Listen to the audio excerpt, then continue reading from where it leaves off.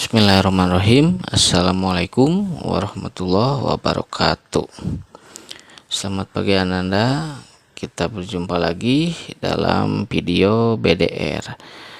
Sekarang kita masuk pelajaran bahasa Indonesia. Nah, materi bahasa Indonesia hari ini masih di tema 5 ya, wirausaha, dan subtema 2 tentang daftar riwayat hidup, CV narasi, slip tabungan, dan wesel pos ya. Nah, baik, kita mulai saja materi bahasa Indonesia hari ini, dan ini kalian bisa juga lihat di buku paket halaman 39 sampai 40. Nah, materi yang pertama yaitu tentang daftar riwayat hidup ya. Mungkin kalian tahu ya, pernah lihat di fotokopi atau siapa yang Anda lihat pernah melihat formulir daftar riwayat hidup. Nah, daftar riwayat hidup itu bisa disebut juga dengan CV ya. CV ini adalah uraian tentang segala yang telah dialami atau dijalani seseorang, atau bisa juga perjalanan kehidupan seseorang. Nah, daftar riwayat hidup dapat berbentuk formulir atau narasi. Nah, yang sekarang nomor 1 ini kita bahas formulirnya ya, dalam bentuk formulirnya. Nah, hal-hal penting yang tercantum dalam daftar riwayat hidup apa saja ya? Ada hal yang harus kalian ketahui ya. Yang pertama itu nama. Ya, nama, harus ada nama di daftar riwayat hidup. Yang kedua, tempat dan tanggal lahir ya, biasanya ada tempat dan tanggal lahir yang mengisinya ya. Kemudian yang ketiga ada umur. Kemudian 4, agama, alamat, dan riwayat pendidikan. Nah, ini semua unsur-unsur yang harus ditulis, yang harus tahu di dalam riwayat hidup ya. Nah, selain hal di atas, dalam CV dapat pula kamu cantumkan hal lain ya, hal lain yang menurut kamu perlu apa? Nah, daftar prestasi ya, suka ada kan daftar prestasinya apa? Data keluarga, kemudian hobi dan moto hidup. Tapi yang paling inti adalah yang 6 ini ya. Nah, ini perhatikan contoh daftar riwayat hidup berikut. Nah, ini contoh ya. Ini data pribadi siapa? Ini daftar riwayat hidup Adit ya, orangnya Adit, tanggal lahirnya ada, namanya ada, umurnya ada ya, agamanya Islam, alamatnya jelas, hobinya jelas membaca ya. Pendidikan, nah ini selain data pendidikan dari TK ya, TK-nya di mana, SD-nya mana ya. Kalau udah kuliah pasti mencantumkan di sini SMP-nya dan SMA. Kalau yang mengisi daftar riwayat hidup ini adalah mahasiswa ya. Nah, keluarga juga harus ada nama ayah, pekerjaan, nama ibu, pekerjaan, jumlah saudara, nama saudara siapa. Kemudian bagian keempat ini prestasinya diisi. Prestasinya apa? Tuliskan di sini ya. Nah, ini contoh daftar riwayat hidup. Jadi mudah sekali ya mengisi ini, karena ini data pribadi kamu ya yang mengisi di sini. Nah, ini contohnya itu daftar riwayat hidup ya yang mengisi formulir. Sekarang yang kedua yaitu materinya daftar riwayat hidup berupa narasi ya. Narasi, kalau tadi formulir sekarang narasi. Nah, daftar riwayat hidup narasi ini bentuknya singkat, isian singkat atau uraian. Jadi dijelaskan di uraian ya. Perhatikan contoh berikut.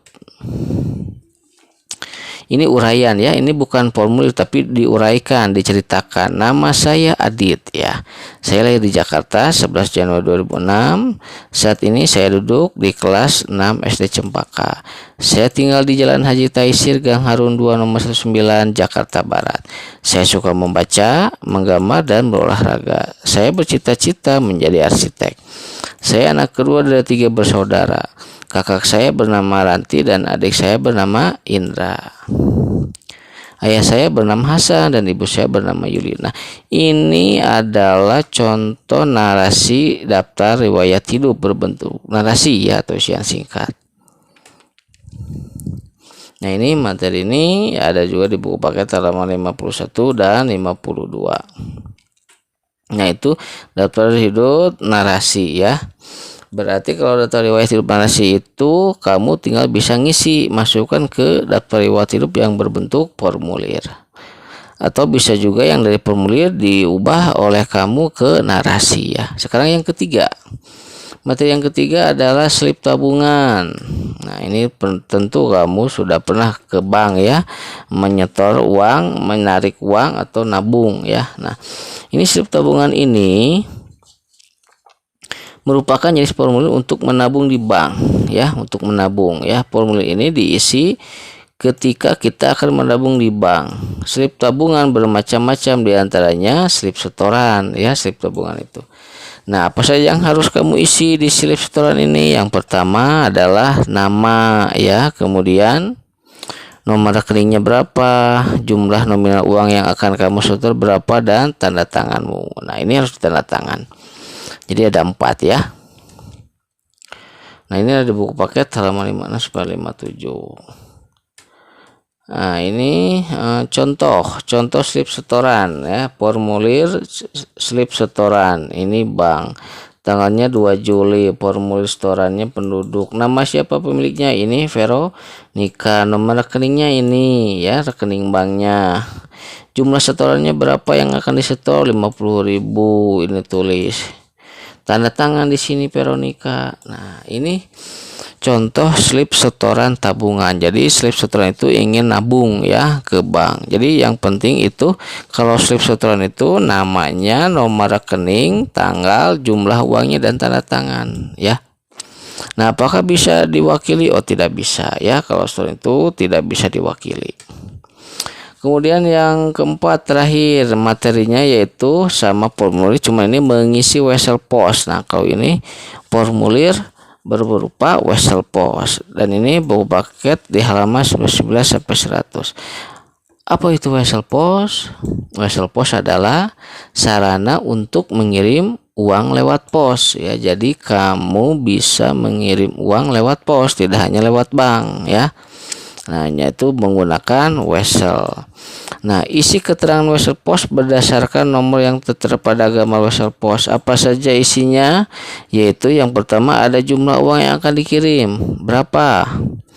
Kemudian yang kedua, tanggal pengiriman weselnya berapa. Kemudian yang ketiga, identitas pengirim dan alamat pengirimnya. Keempat, alamat yang ditujunya. Kelima, berita yang disampaikan. Yang keenam, tanda tangan dan nama pengirim. Nah, itu 6 ya.